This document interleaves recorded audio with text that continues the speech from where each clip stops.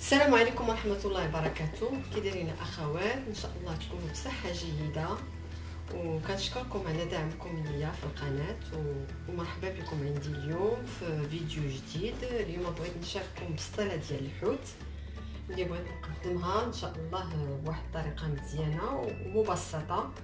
ندوزو المقادير. انا باغا ندير كنت غندير بسطيلة كبيرة، اليوم بغيت نقسمها على جوج، غندير جوج بسطيلات متوسطين. بالنسبه اللي بغى يدير وحده ويخبي وحده في المجمد عادي. يلا ندوزو المقادير على بركه الله. المقادير ندوزو على بركه الله.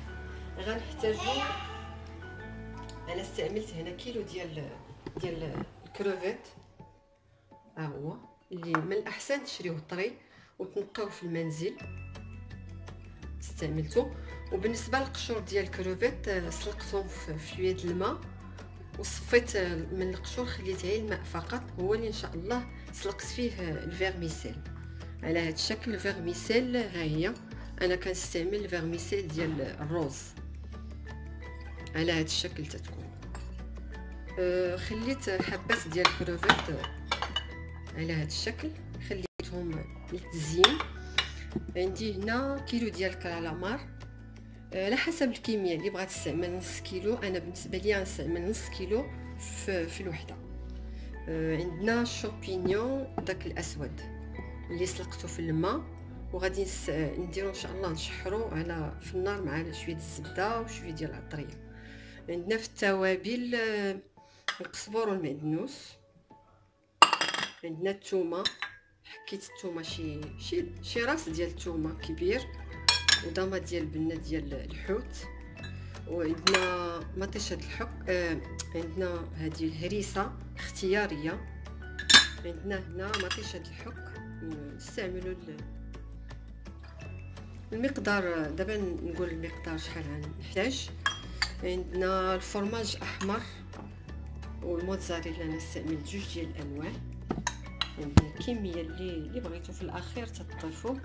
عندنا المصير ديال البيت، انا هذا مصايبه في المنزل.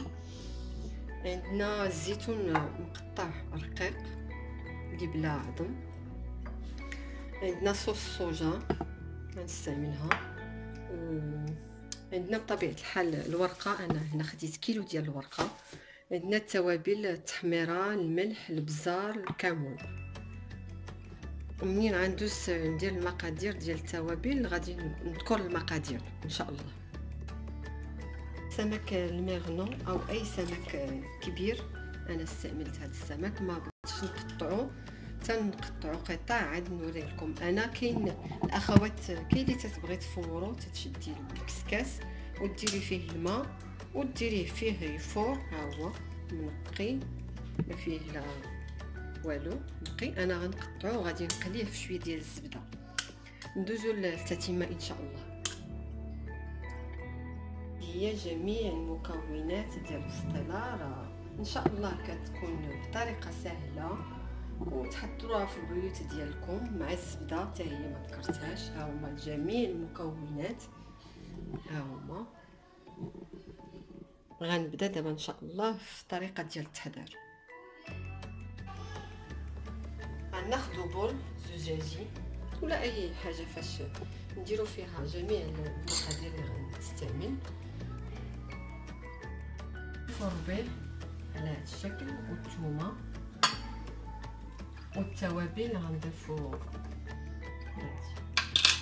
وغنضيفوا هذا المصير غادي نقطعوه قطع صغيره ونضيفوا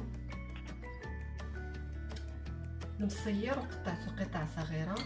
وغنوضعوا التوابل دابا.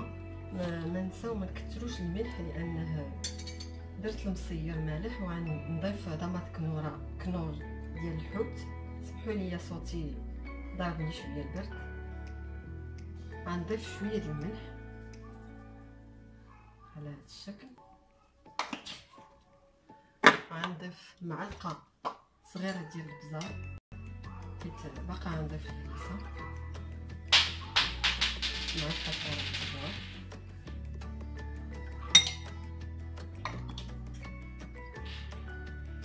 وغنضيف معلقه صغيره ديال بابريكا تحميره،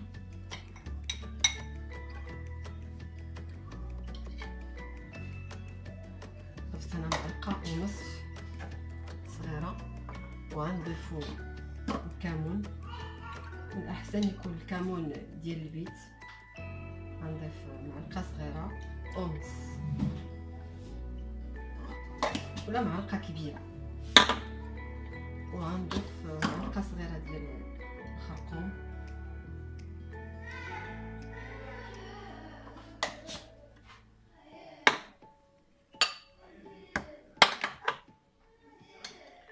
وغنخلط جميع العناصر ديالي.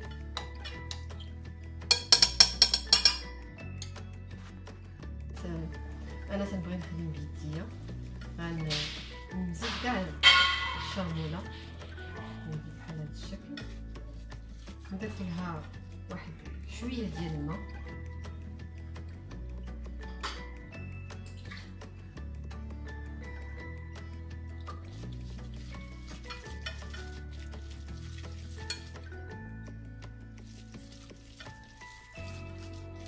ونخلي هاد الشرموله على جنب. غادي ناخذ الشامبينيون ديالي هو اللي سلقته في الماء، ومنين صفيتو غنديرو في مقلاة ونوضع معاه معلقه كبيره ديال الزبده وشويه ديال الملح وشويه ديال البزار، ونديرو على النار. انا تنبغي نخدم بيديا، غنزيد كاع الشرموله بحال هذا الشكل، نضيف لها واحد شويه ديال الماء،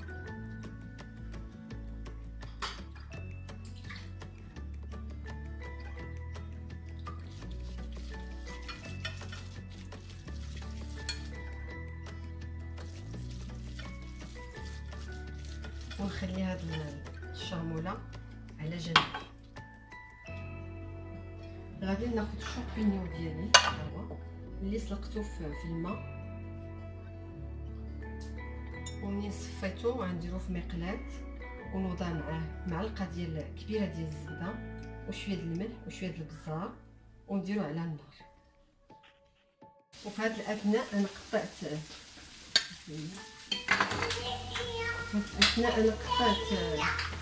النعناع ديالي، وخديت الشامبينيون اللي قلت لكم وضعت ليه معلقه ديال الزبده، وضعت ليه شويه ديال العطريه، التوابل اللي حطت وضعته على النار غير شويه باش يتشرب داك التوابل،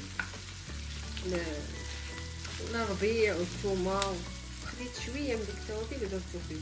وهنا وضعت الماء يغلى، وغادي نوضع فيه الكالامار، خصو يتسلق لحقاش الا خليناه ما تيكونش طايب بزاف.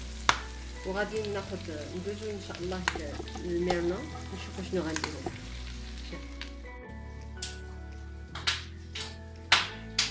بالنسبه للميرنا ها هي، غادي ناخذ شويه ديال التوابل اللي صايبت، وغادي ندير ليها شويه ديال العطريه، وغادي نوضع مقلاة على النار ونقلي فيها هاد الميرلون ديالي. غير شويه ديال ماشي بزاف ديال العطريه لحقاش نخليو شويه الباقي البسطاله ديالنا.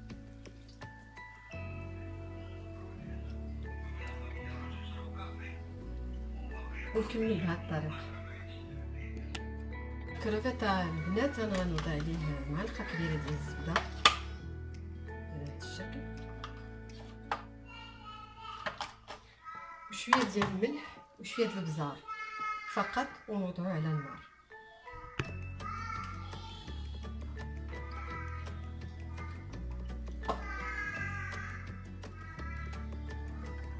شويه البنات حيت تعرفوا الكبه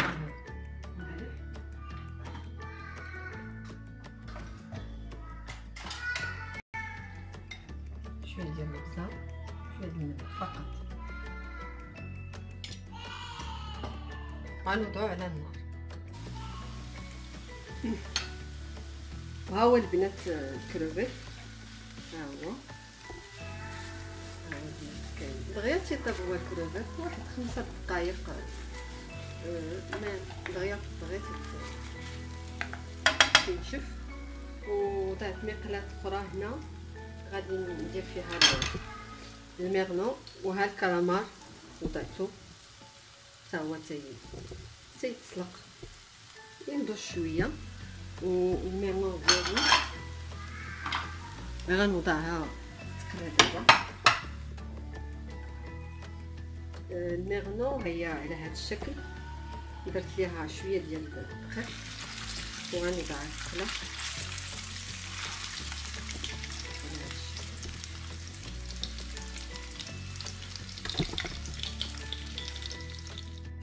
وضعت واحد البول وضعت فيه الشومبينيون ديالي وهذاك الكروفيت. من بعد ما نضج ها هو دغيا تيطيب البنات، غنخوي على هذا الشكل.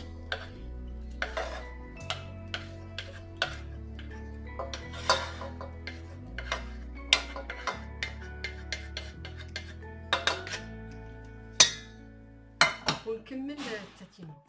الاضاءه عندي شويه ضعيفه. بالنسبه للميغنو في نفس المقلاه اللي درت فيها الكروفيت هي فاش قليت وضعت لها القليل من الدقيق، ما كثرتش، بحال هي درت شويه ديال الدقيق ودرتها الدقيقه. انا كنفضل نقليها على نفورها، كتجي ألذ شويه. الكالامار ها هو عندي يتسلق، ونكمل معكم التحضيرات من التقليه ديال الميغنو ديالي. التقليه ليا خديت الفيرميسيل ديالي وغادي نقطعها على هذا الشكل قطع صغيره.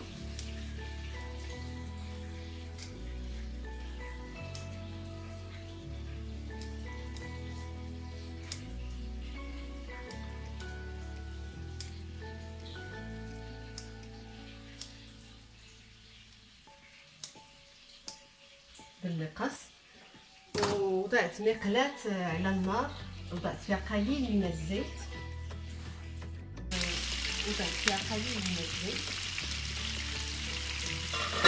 خديت مقلاة وضعت فيها قليل من الزيت. بنا الميغنو ديالي ها هي كتطلع، ها هي قربت تجي. قلبتها على الجهه الاخرى وغادي نبدا شويه ديال الطومونات اللي خديت هي اللي غادي نوضع فيها الفيرميسيل ديالي.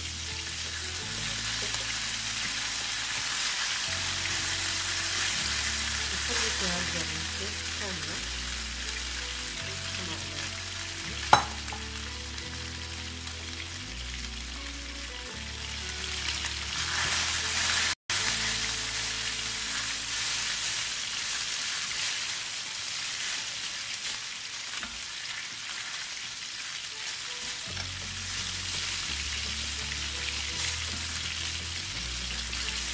باش تشرب حتى الفيرميسيل العطريه كامله.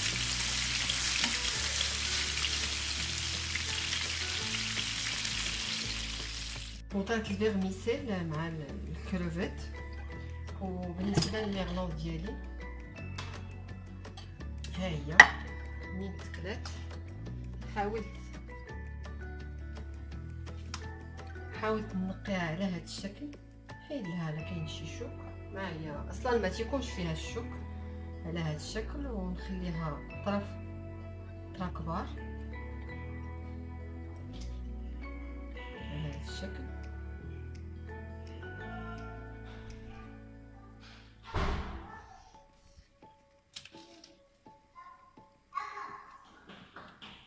نقيها كامله، نخليها طرف كبار، نوضعها عاد نوضعها.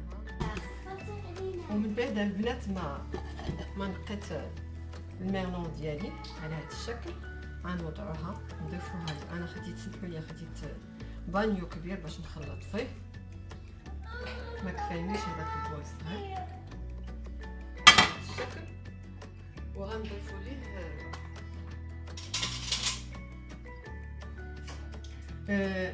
زيت العود، زيت الزيتون، البقيه اللي بقات ليا من الكسكس نضيفوه كامل على هذا الشكل. وغنضيف مطيشه الحك، طماطم مصبره، نضيف واحد 2 معالق كبار ولا 2 معالق ونصف كبار بهذا الشكل. وغنضيفو الهريسه على حسب الذوق، الهريسه على حسب الذوق. ضفت مطيشه ديال الحك، طماطم مصبره، وغنضيف شويه ديال الهريسه، واحد معلقه صغيره على حسب اللي تتبغيو الحار، تقدروا تستغناو عليها. انا نضيف فقط معلقه صغيره. بالنسبه للكالامار اللي درتو تسلق، من بعد ما تسلق بهذا الشكل، من بعد ما تسلق نقطعو قطع، ما نخليهش طويل بزاف، قطع شويه متوسطه.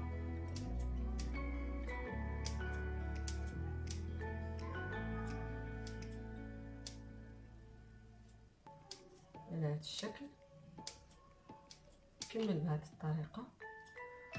وتقريبا قربنا نكملوا البسطيله باش نعمروها في الورقه.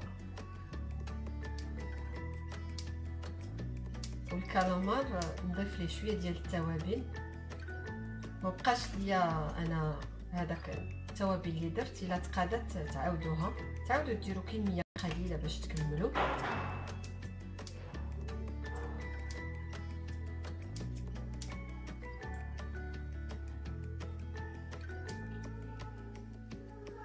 صافي على هذا الشكل. وانا درت شويه بالنسبه للكنور ديال الحوت، ضفتها درت شويه ديال الزيت، شويه د الملحه والبزار ونفس التوابل، الكمون وكلشي، وضفت لهم داك الكنور. وغادي نضيف على هاد الكالامار شويه د الربيع، نفس العطريه خليو منها شويه باش تكملوا بها. وغادي نخلطوه باش كلشي يكون فيه شرموله بهذا الشكل. وغادي نضيفو الكل لهنا، الكل. واختيار الا بغيتو تضيفوا شويه د الزيتون مقطع، اختيار. اللي ما بغاش يضيفوا بلاش، كاين الشوبينيون.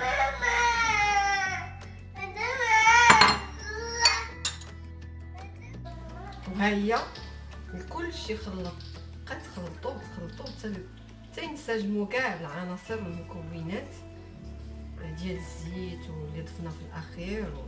بهذا الشكل هانتوما راه كتجي زوينه وعامره.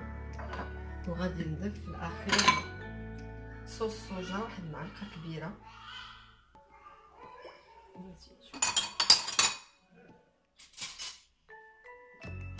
واحد معلقه كبيره ديال صوص صوجا.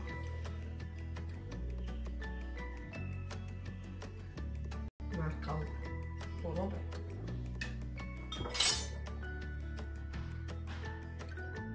الورقه على هذا الشكل، ودرت 2 في الوسط. وغادي ندير في الجوانب، انا كيف ما ذكرت في الاول بغيت ندير 2 بسطيلات متوسطين. اللي بغات دير وحده ممكن تستعمل وحده. نحيدو الجوانب ديال الورقه اذا كانت مقرمشين. غادي نبدا على هذا الشكل.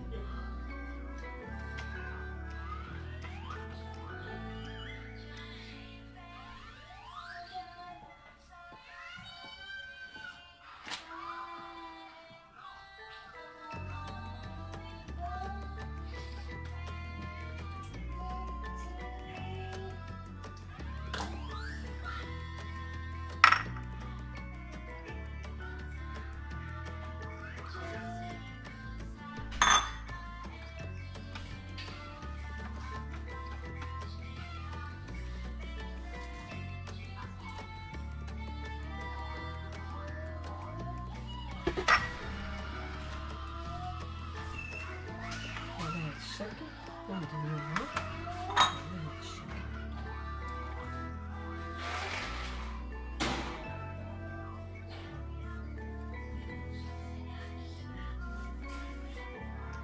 وغنكمل على هذا الشكل. تنفرش الطبقه الثانيه الاخرى، ومن بعد البنات ما درت الورقه على هذا الشكل. غادي نوضعو الحشوه،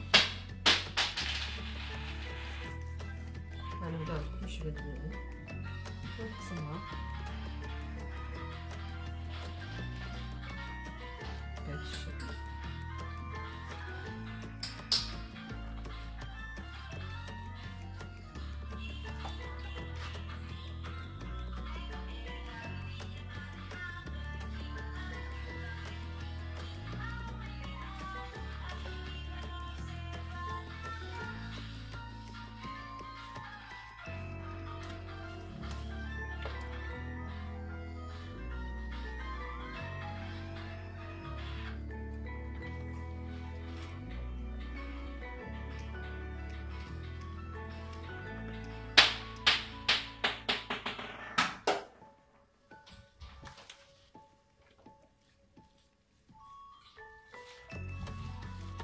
وبطبيعه الحال خليت واحد شويه ديال الكروفيت بغيت نزين به.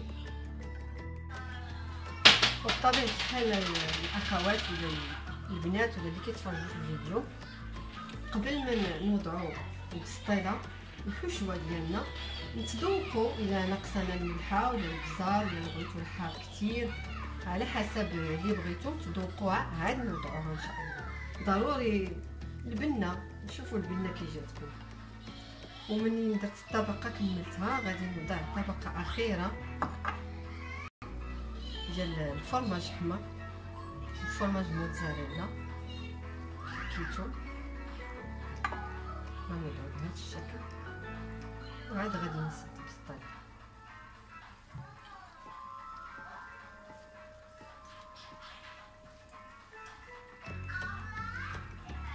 البنات راه كتجي زوينه، وعلاش لا نديروها في البيت ديالنا، تتشري الحوت وكتعرفي كلشي صايبتي على يدك، ماشي بحال شريتي الحاجه على هذا الشكل.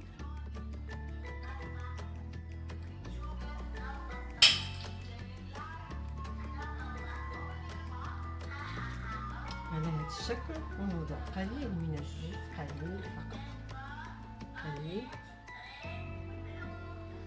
وغادي نبدا نسد البسطيله ديالي على هذا الشكل.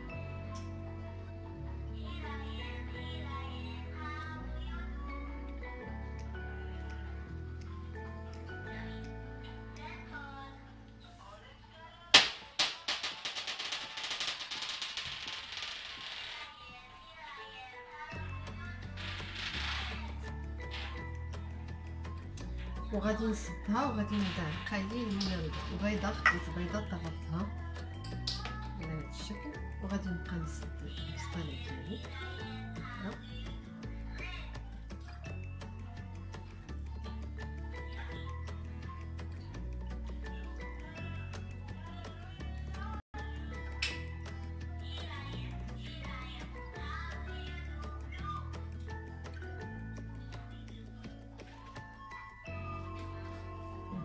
الشكل. وبطبيعه الحال خليت شي ورقات في الاخير هما باش غادي نسد مزيان، وغادي نلمق مزيان كما كنديرو. غادي نلمقوها على هذا الشكل. انا فضلت ندير جوج باش الا بغيتو تاكلوا وحده وتحتفظوا بوحده، الا بغيتو ولا كان العائله كثيره تديروا وحده كبيره.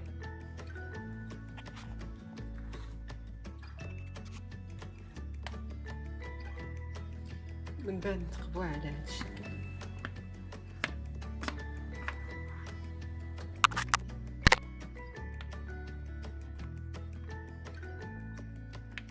نقلبوها مزيان على هذا الشكل وندخلوها الطيب على عافيتكم مهيله. ها هي البسطيله ديالنا اللي وجدات على هذا الشكل كتجي.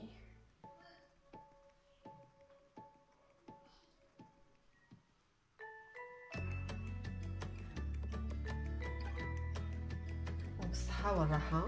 وما تنساوش الى عجبكم الفيديو ديروا جيم وتشتركوا عندي في القناه. شكرا والى فيديو لاحق ان شاء الله.